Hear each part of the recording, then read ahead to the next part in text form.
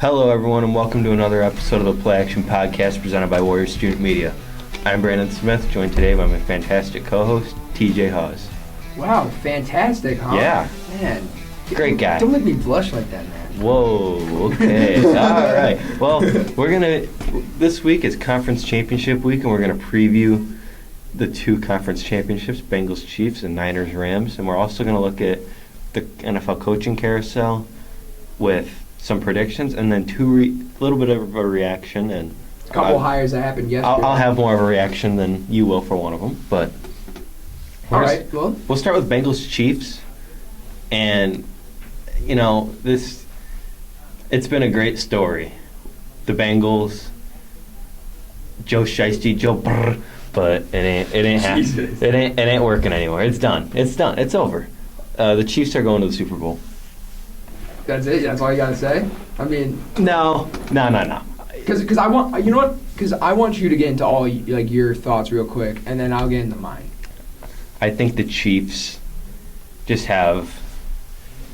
Man, I don't know. It is a tough game. I'm gonna pick the Chiefs just because it's tough to go against either of these quarterbacks right now with how well they're playing. They're both playing at a top 5 level right now. I would agree. Yeah. And I was looking at my quarterback rankings, and I'm debating putting Burrow top 5, and it's just so hard to bet against either of them because Mahomes is so good in the playoffs. He makes a conference championship every year, and he makes a Super Bowl. They've hosted 4 conference championships in a row. And he's been the quarterback for all of them. These are his only 4 starting seasons. It's basically like the Chiefs are guaranteed to make it to the conference championship when Mahomes starts. So.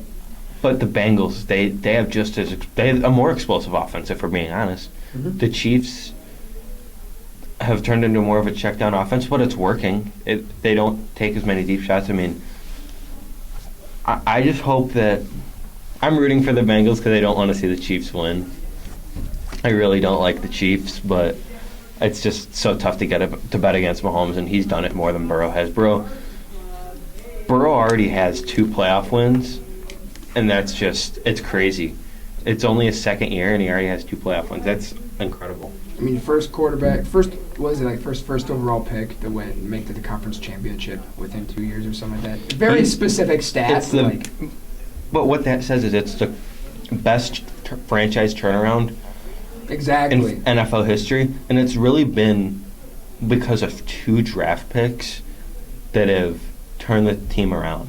It's Joe Burrow and Jamar Chase. They've changed the culture and they've changed the offense.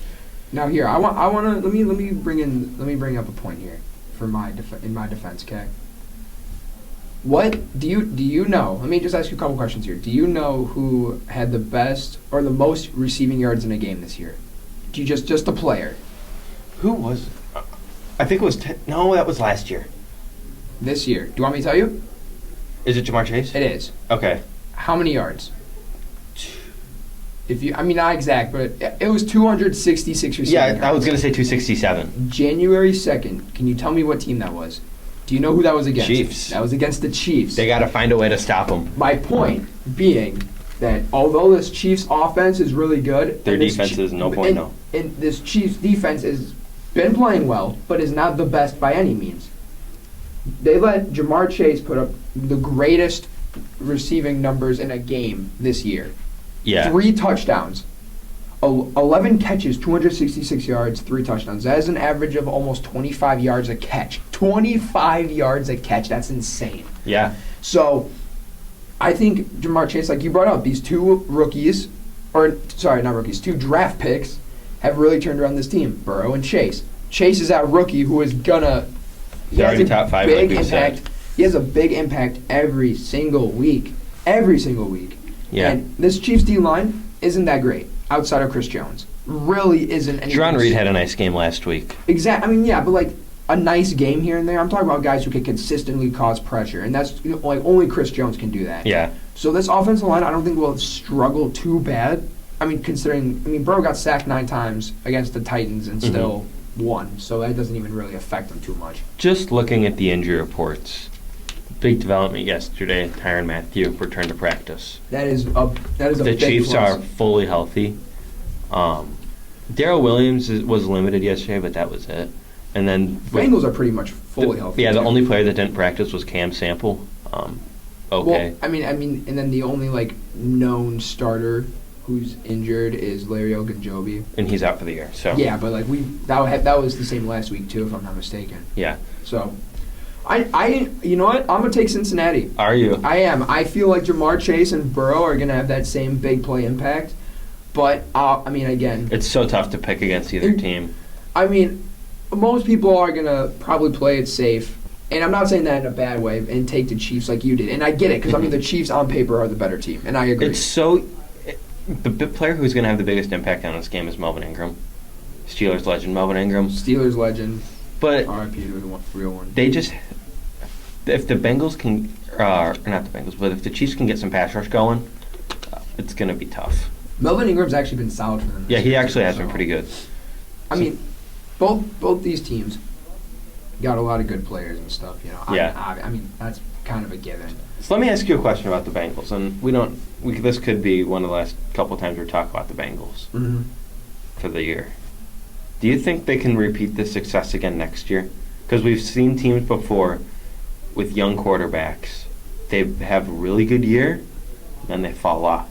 The two teams that come to mind immediately are the 20. It's Saxonville, the Jags Yeah. team, and then the 18 Bears team. Those teams just fell off. I'd also want to throw in the 2017 Eagles with Carson Wentz. I mean, he started play. He was playing. He was playing incredible and then fell off. I mean, No, because in 18 he was playing really well too, and then he got hurt. yeah, I guess. And then No, I'm saying that team fell apart. That team, like, they made the playoffs. yeah, they made the playoffs and lost in the first round. No, they didn't. Yeah, they did. They beat the Bears. Oh, yeah, that was 20. I'm thinking the year before. Maybe. No. I don't know what I'm thinking then. The Eagles won it in 2017. Sorry, shouldn't have won. Okay, they shouldn't have won. They that shouldn't game. have won that game. That's what I meant to say. That's what I'm thinking. They shouldn't have won that game. But I mean, I think there's a pretty simple path to success for Cincinnati, right? Like I think a bunch of these guys that are going into free agency, honestly don't even know how many there are. Jesse Bates is a free agent. I don't see why he wouldn't come back. There was talk that he wouldn't, but that was before Cincinnati became That was relevant. before exactly, and that shows that success will go a long way. I think really the only big thing you have to do is obviously upgrade the offensive line, and I think that goes through both the They'll draft. do what the Chargers did. Go through the draft and free agency. Mm-hmm. Draft a lineman in the first round, and then go sign a top offensive lineman in the league. Yeah, Terran Armstead's a name to watch, I'd say. Is he a free? Yes. He's a free agent, Yep. right? Yeah. So him, Ryan Jensen's a big name too. Yeah. That stands out for me, and especially with center being like their. We'll weakest see what spot. Ryan Jensen does, though, because if Tom Brady stays in Tampa, he won't leave. Yeah, I mean, but I think the only other thing they have to do is really add another corner, because like Eli Apple has been Bum. bad. Trey Wayne's worst free agent signing like ever. Yeah. And then they really have nothing. I mean, they have Chidobe Awuzie, who's honestly been like a top 10 corner this year. Yeah. And then Mike Hilton, who's been very good in the slot. So, As usual. another Steelers Mike legend. Hilton I'm really is, used to it. and we'll get into this in a minute, but Mike Hilton is a name I'd look for the Bears to sign. But we're going to go to 49ers Rams. He's still on the Bengals. But in free agency this offseason. But that's a different subject for He's another not. day. He's still on contract. Is he? Yeah, he's on contract for like 2 more years. Oh, I thought he signed a 1-year deal. No, Okay. he's on like a 3-year Okay. deal. Really? Okay. I think so. Yeah. So we're going to look at 49ers Rams. I'm taking the Niners. Okay, so we each have an upset this week. Yeah. I bet. I'm taking the Rams, so. The Niners, man, it's tough to justify it. I've had a lot of Niners hate this year. A lot. Yeah, I know. And this is just this is going to be a heck of a game, and we'll see what the crowd is like, because I think that could have a really big impact. That actually goes for both games, honestly. No, but I'm talking more with this game because they're the two teams really close proximity, and the Rams are trying to shut out the Niners fans. But I don't know if they'll be able to. The Niners, though, on the field, they have probably the best offensive weapon in football right now, in Deebo Samuel. Yeah, I mean, they know how to use them really well. They know how to use them. And I mean, a combination of Shanahan's play calling and your boy Mike McDaniel's play calling. yes, Really know how to get I'll it. talk about him in a minute. Of course you will. But man, just Kyle Shanahan has actually. I'm actually going to give Kyle Shanahan some credit. He's done a great job incorporating Deebo Samuel's skill set into the offense and giving Jimmy G a reliable target. I wasn't big on Deebo Samuel after his rookie year. I thought he was really overrated, but they used him a little bit differently, and he's it's worked incredible. Talking about a receiver that their team knows how to use. Let's talk about Odell. Yeah. For the Rams. McVay really has been able to incorporate him in this offense in a way that I feel like he hasn't necessarily been used in before. Lining him up all over the field. I'm not saying no Deebo Samuel time stuff, but like inside, outside. Like I feel like with the Giants and even the Browns, they've used him primarily on like deeper routes. Yeah. Because he was good at that, and I don't blame him for that at all. But he's really good after the catch too, and they're just giving him touches. The Rams have been like throwing the ball to him up the seam and stuff, which is something he's been really good at this year. Like you just said, yards after catch, and kind of using that wide variety of skill set that these receivers have. I think is going to mess up this defense, if I'm being completely honest. Okay. Guys like Van Jefferson have really shined this year. Great second year for him. Cooper Kupp, that's all I got to say. I want to talk about the Rams receiving core a little bit, and you brought up Van Jefferson. I love Van Jefferson, and I feel bad for Robert Woods having his injury, but I felt really bad when Odell got signed. I felt bad for Van Jefferson because he was a really good player, and he was playing good at the start of the year, but they're still incorporating him a lot. Well, yeah, because Robert Woods got hurt. Exactly. But, I still think they will anyway. We'll see. I can legitimately see a trade go down. Unless they're wanting to just have 4 solid receivers. Unless they don't want to bring Odell back. Because I was going to say, if Odell... I think he will come. They don't have much money, I don't think, so... Yeah, but again, if you trade Robert Woods, potentially... the teams... I understand it's an injury, and people are going to be concerned, and I get that, but this is a guy who's been consistently really good. He would... Outside of this year, Robert Woods has been the number 1 receiver for the Rams for multiple years. Yeah. Always playing over Cooper Kupp. Always. And now, Cooper Kupp's having an amazing year. Now Cooper Kupp's going to start playing over Robert Woods. But, I think you trade Robert Woods, bring back Odell, and I think it's a win-win. Jimmy G is just... He doesn't make sense. He doesn't. He makes no sense. When he doesn't play, they suck. They lose. But when he plays, he's not good, but they win. It makes no sense. It's an issue when your quarterback's the X factor on your team. I feel that's how I feel about this. Like you just said, if he's good, they're good. If he's bad, they're bad, and that's an issue. But even if he's bad, they win. Makes no sense. Jimmy G is the definition of wins aren't a quarterback stat. Well, they have the best offensive player on their team, so in the entire league. But if Jimmy G and Trent Williams, if Jimmy G can just game manage, then they can and not throw interceptions and make dumb plays. The ceiling for the Niners is high, and I'll be interested to see what they do with him in the off season. Real quick, because we're gonna get into the coaching carousel in a minute here, but. I feel like Jimmy G if Jimmy G takes him to a Super Bowl, which I don't see likely, but obviously you do, and they lose, I think they'll look at offers, and if they see a really good offer on the table for him, why not take it, right?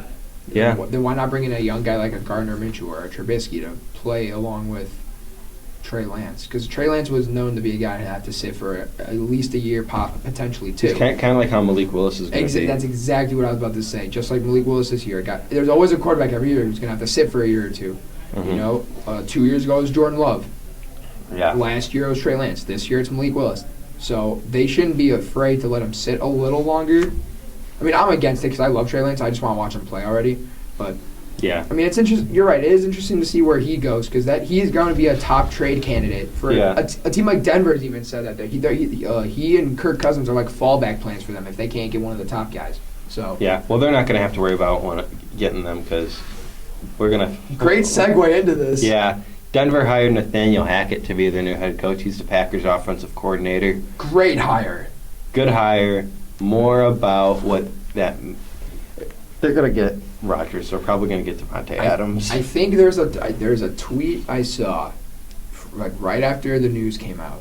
And it wasn't actually him, but it was a Nathaniel Hackett like a parody account, right? And it's just said, "I'm coming Denver and I'm bringing Rodgers with me." Yeah. And I'm like, That's probably what's going to happen. It's what's going to happen. And Hackett's press conference is today, and I can't wait for all these stupid reporters to ask Are about. you bringing Rodgers? Yeah, are you bringing Rodgers? Knowing he can't say anything because of tampering. Are you bringing Rodgers? Isn't Devontae Adams signing with you? Like, no. No, shut up. He won't say anything. But I do think that is high leverage because I believe Rodgers has said that he wants to play for someone on that coaching staff. Not like specifics, but like he'd like to be playing for people on that coaching the staff. offensive line coach is also leaving to go to Denver. Yeah, I was going to say, they're building a Green Bay coaching staff there. Yep. I wonder why. I just don't see what the reason is. Yeah. But, so now I want to talk about... Oh, real quick. Oh, yeah. I just wanted to say that me and you had both previously predicted Nathaniel Hackett. Yes. So we are going to go over predictions for these two teams as well. For the rest of the head coaching hires. There's 7 more. So for the Bears, I mean, this is kind of your place. Yep. So I'll let you go. The Bears hired Matt Eberflus. My first initial reaction was okay. But dude, whatever. I got home yesterday. I watched some Hard Knocks with this guy. I love this dude. Great personality. The dude, Joe Judge was the epitome of fake tough guy, and Eberflus is real tough guy. Eberflus is a big tough guy, and I think it's so important what they're gonna do with the staff. I think You brought up the name earlier. And I want to talk about him right damn now. No. Mike McDaniel.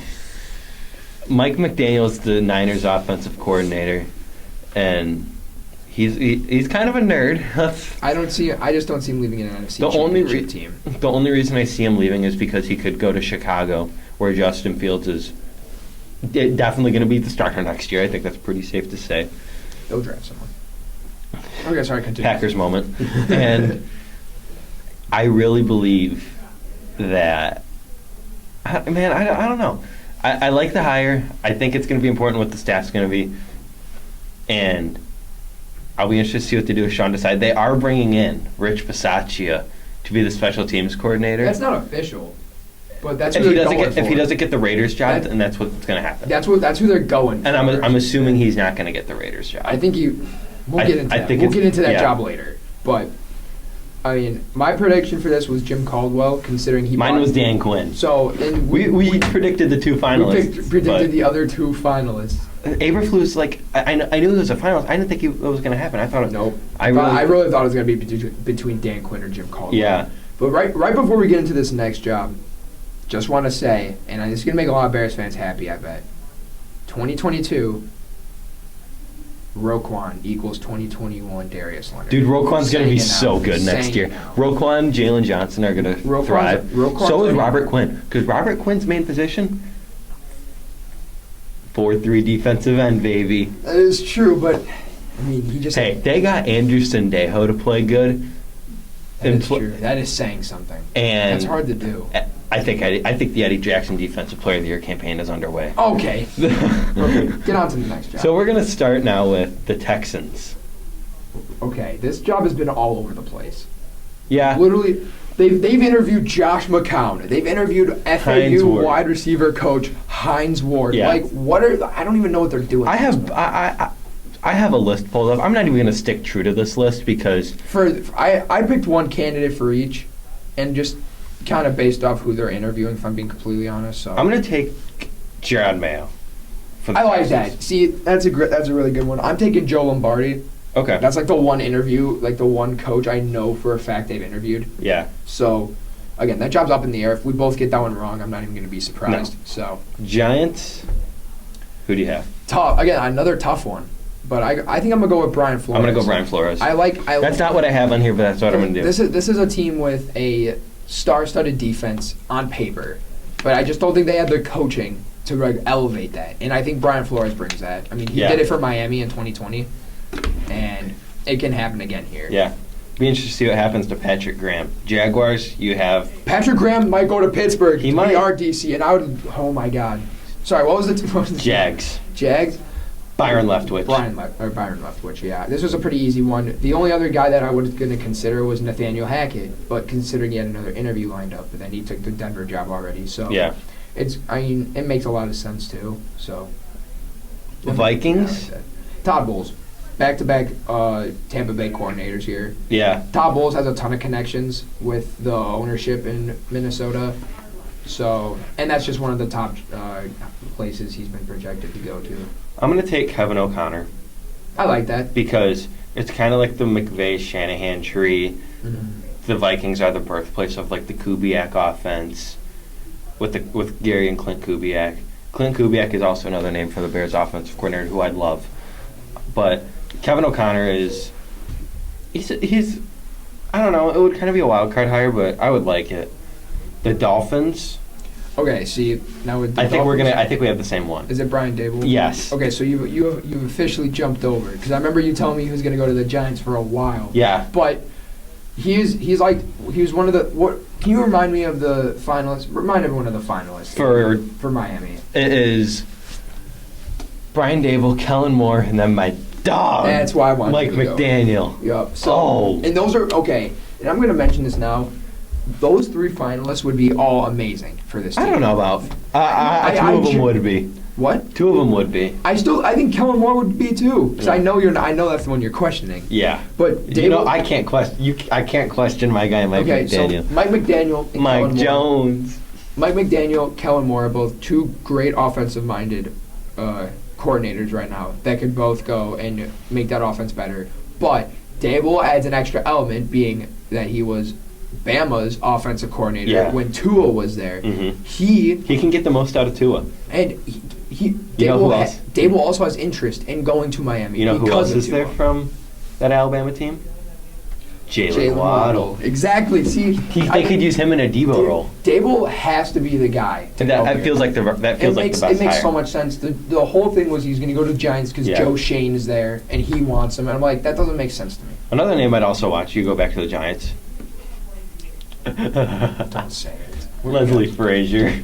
Okay, Leslie Frazier's not getting a job. I hope not. He blew it in the he got a second interview from the Giants. It is true. I'd laugh. I'd be okay with that. That would be so Giants. Although I do like Joe Shane, so I kind of hope he does good. Yeah. Raiders. I'm taking Bisaccia. I think all the players love him. It sounds like it's gonna be McDaniels, Josh McDaniels, not Mike McDaniel. I think it's gonna be Josh McDaniels, and I think that would be.